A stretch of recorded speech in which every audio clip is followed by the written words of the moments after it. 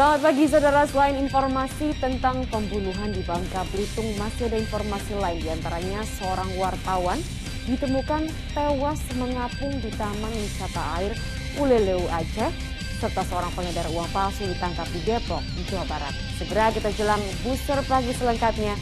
Saya Senandung Cita bersama Anda.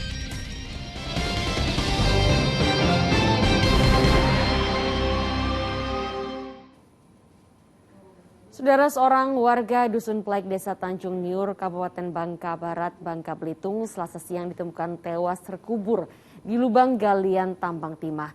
Pada tubuh korban ditemukan luka di bagian leher dan kepala. Pembunuhan atas Adi, warga Dusun Palaik, Desa Tanjung Niur, Bangka Belitung terungkap setelah polisi menemukan mayat Adi terkubur di bekas galian tambang timah di Kabupaten Bangka Barat, Bangka Belitung. Pengungkapan kasus ini bermula dari laporan istri korban pada Polsek Tampilang, Kabupaten Bangka Barat. Korban dilaporkan sudah hampir 4 hari tidak pulang ke rumah. Saat meninggalkan rumah, korban bersama dengan 3 orang teman. Dari laporan ini, polisi kemudian melakukan penyelidikan. Diawali dengan memeriksa teman terakhir yang bersama korban. Dari petunjuk-petunjuk yang kami dapatkan, mengarahkan para pelaku telah kami tangkap dan kami amankan di Polsek Tampilang. Kemudian untuk korban yang sudah meninggal ternyata ditemukan di dalam di lubang yang dilakukan aktivitas untuk pengambilan aset timah. Polisi menangkap teman korban berinisial SN alias Boy di satu pondok di Desa Tanjung Niur. Dari pengakuan tersangka, korban dibunuh gara-gara tersangka menaruh dendam pada korban. Untuk motif yang dilakukan oleh pelaku adalah yang selama ini mungkin dendam, sering diganggu oleh korban dan sering jadi ribut sebelumnya. Mungkin pada malam itu puncaknya dari pelaku ini emosi yang mengakibatkan pelaku gelap mata dan melakukan penganiayaan menggunakan senjata tajam berupa golok yang diarahkan ke leher korban bagian belakang dan kepala sehingga mengakibatkan korban meninggal dunia. Mayat korban kemudian dikubur dan ditimbun di galian lubang tambang timah yang letaknya tidak jauh dari lokasi pembunuhan. Di lokasi kejadian, polisi menemukan barang bukti 1 unit sepeda motor dan pakaian milik korban. Ada Agus melaporkan dari Bangka Barat, Bangka Belitung. Polisi menangkap tersangka pembunuhan bayi berusia 7 bulan di Rokan, Hulu Riau. Pembunuhan dipicu masalah sepele. Tersangka tidak terima orang tua korban minta minum ke rumahnya. Aparat Polres Rokan, Hulu Riau menangkap seorang tersangka pembunuhan terhadap bayi di Desa Rantau Benuang Sakti, Kecamatan Kepenuhan Rokan, Hulu pada hari Kamis kemarin. Tersangka Yastulo Lavau, 37 tahun, merupakan tetangga korban. Pembunuhan dipicu masalah sepele di mana tersangka tidak terima ibu bayi Herni Juita meminta minum ke rumahnya. Orang tua korban minta minum untuk bayinya karena air di rumah baru dimasak dan masih panas. Anak tersangka memberi air pada Herni tetapi ayahnya menjadi marah. Sempat terjadi cekcok antara tersangka dengan ayah korban. Tersangka membabi buta hingga amukan tersangka mengakibatkan bayi korban yang masih berusia 7 bulan tewas. Selanjutnya, saudara, aparat Polrestabes Semarang perampokan di depan kantor Wali Kota Semarang pada awal September lalu. Pelaku menendang korban hingga mengalami kecelakaan dan tewas di lokasi kejadian.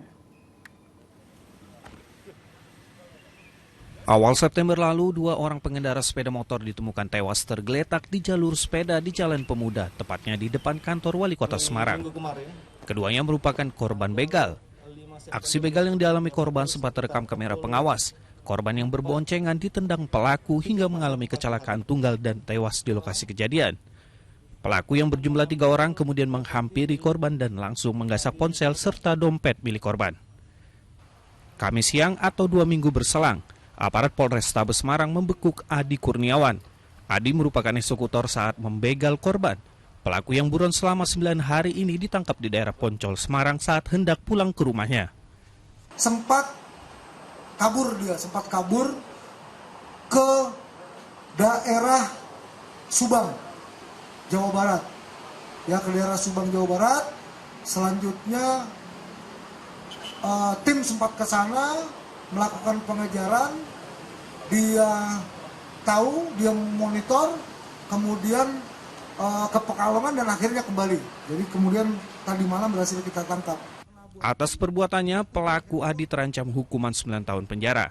Sementara itu, selain Adi, polisi sebelumnya berhasil menangkap 2 orang pelaku lain. Agus Hermanto melaporkan dari Semarang, Jawa Tengah.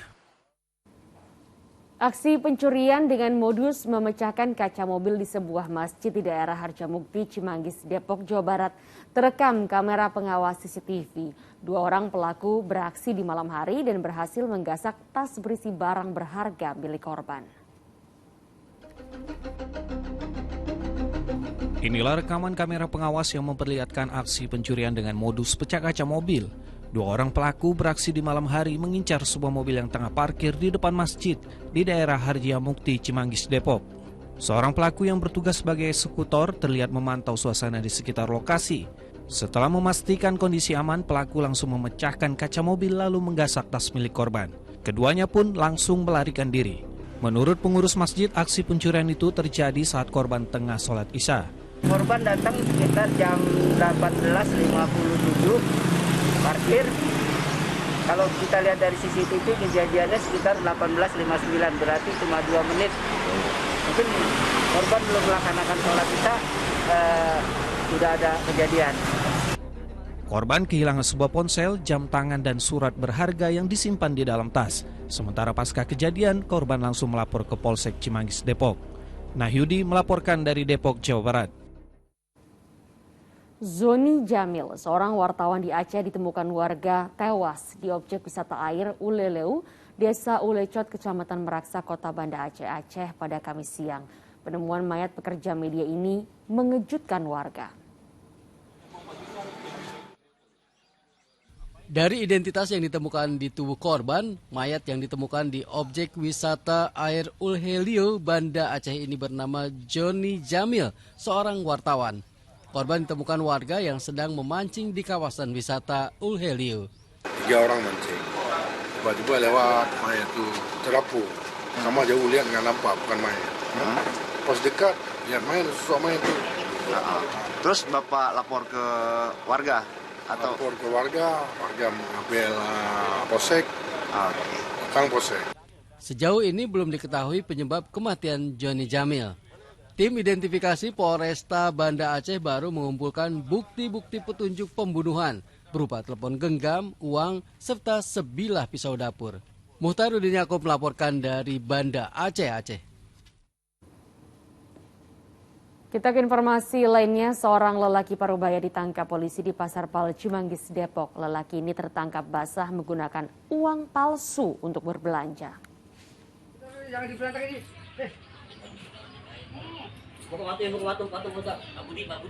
Warga menggeledah Ikhwan setelah pedagang menaruh curiga Ikhwan menggunakan uang palsu saat berbelanja. Warga memeriksa identitas dan meminta Ikhwan menunjukkan KTP. Setelah itu warga pun menyerahkan KTP tersebut pada polisi. Lelaki Parubaya ini hanya terdiam saat warga dan pedagang menanyai mengapa Ikhwan berbelanja di Pasar Pal menggunakan uang palsu pecahan Rp100.000. Tadi dia membeli 2 buah bungkus kerupuk, terus pas ketahuan uang palsu, langsung uang itu langsung disobek sama si pelaku. Jadi Bapak yang nangkap tadi? Ambil saya langsung. Dengan barang bukti uang palsu pecahan Rp100.000 ini, tersangka digelandang ke Mapolsek Cimanggis. Hingga saat ini, Ikhwan ditahan di Polsek Cimanggis. Nahyudin melaporkan dari Depok, Jawa Barat. Saudara, pencuri menyatroni salah satu minimarket di Jalan Maglaran, Serang, Banten. Namun pencuri tidak mengincar barang dagangan minimarket, melainkan membobol anjungan tunai mandiri dan membawa kabur uang ratusan juta rupiah. Dari mesin anjungan tunai mandiri di minimarket yang berada di Jalan Maglaran, Kecamatan Serang, Kota Serang, Banten, pencuri membawa kabur uang sebesar 300 juta lebih. ATM dibobol dengan cara dilas di bagian tabung penyimpanan uang mesin ATM. Diduga maling masuk ke dalam minimarket pada dini hari dengan menjebol bagian atap. Pelaku juga menggunakan alat las listrik untuk membobol ATM. Kamera CCTV yang berada di dalam tidak merekam perbuatan itu dikarenakan jarak antara mesin ATM dan CCTV cukup jauh.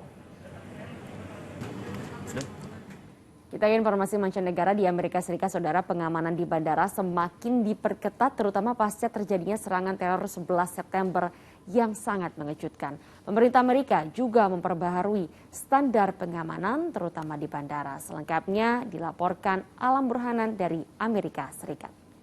Halo pemirsa Booster SCTV, pasca serangan teror 11 September lalu terjadi pengetatan pemeriksaan keamanan calon penumpang pesawat udara dan adanya standar keamanan penerbangan yang baru. Dan akhir-akhir ini alat yang digunakan semakin canggih dan menyeluruh.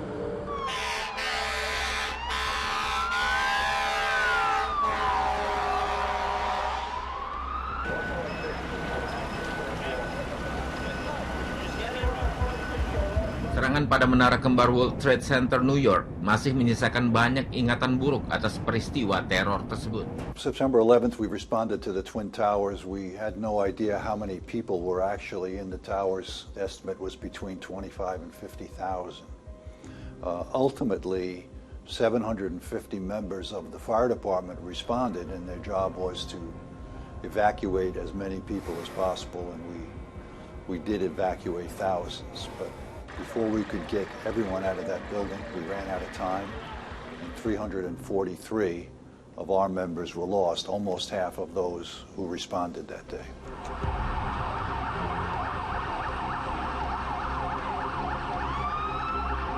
Hampir 3.000 orang jadi korban meninggal atas serangan tersebut.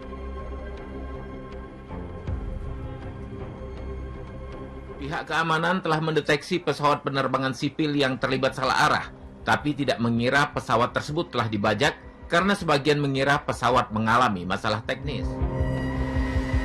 20 tahun serangan teror ke World Trade Center di New York mengubah banyak standar keamanan, khususnya pemeriksaan calon penumpang pesawat. To watch those events unfold before my eyes, you knew that nothing would ever be the same.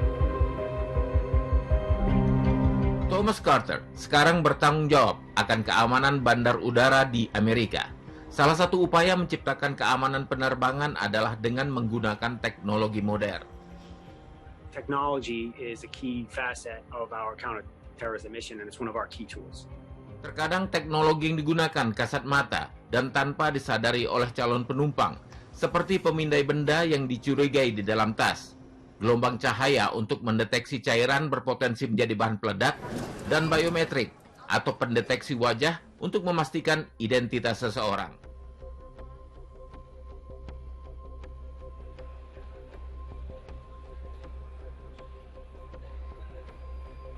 Selain itu ada teknologi artificial intelligence yang mengenali bentuk-bentuk benda dicurigai yang tersembunyi di balik atau di dalam pakaian seseorang dan mengenali bahan-bahan yang bersifat mudah meledak. If you were a suicide bomber, you would have to place that device somewhere on your person. This machine allows us to detect that. Beberapa teknologi keamanan terbaru diadaptasi dari peralatan kedokteran canggih. Alat ini bisa menghasilkan gambar 3 dimensi dan bisa dilihat dari segala sisi atau bisa diputar 360 derajat. Which allows our officers to get an extremely high definition, high resolution image. Teknologi ke depan nantinya diharapkan bisa lebih cepat dengan penggunaan teknologi pemindai yang dilakukan sendiri oleh calon penumpang. That includes facial recognition, retina scanning, or fingerprints. Peristiwa serangan teror 11 September 2001 menjadikan pengingat untuk memberi perlindungan terhadap warga. Bangunan Freedom Tower dan Manhattan yang dibangun di lokasi serangan juga menjadi bentuk fisik peringatan tersebut. We know that represents the strength of our nation, and we know that we have a mission ahead of us to protect it. Pengetatan pemeriksaan tentu saja membuat lebih banyak waktu yang diperlukan. Tak jarang antrian sangat panjang terjadi di bandara karena pemeriksaan calon penumpang berjalan lebih lama karena berbagai alasan. Penggunaan teknologi canggih dan kesabaran penumpang dalam pemeriksaan diharapkan mampu membuat penerbangan menjadi lebih aman. Agar pemeriksaan berlangsung lebih cepat, upayanya masih terus dilakukan. Demikian edisi Booster kali ini, saya Alam Burhanan mengucapkan tetap waspada, kejahatan ada di sekitar Anda. Polsek Kota Lasusua, Kabupaten Kolaka Utara, Sulawesi Tenggara membekuk 4 pembobol rumah kosong. Informasinya sesaat lagi, tetaplah di Booster Pagi.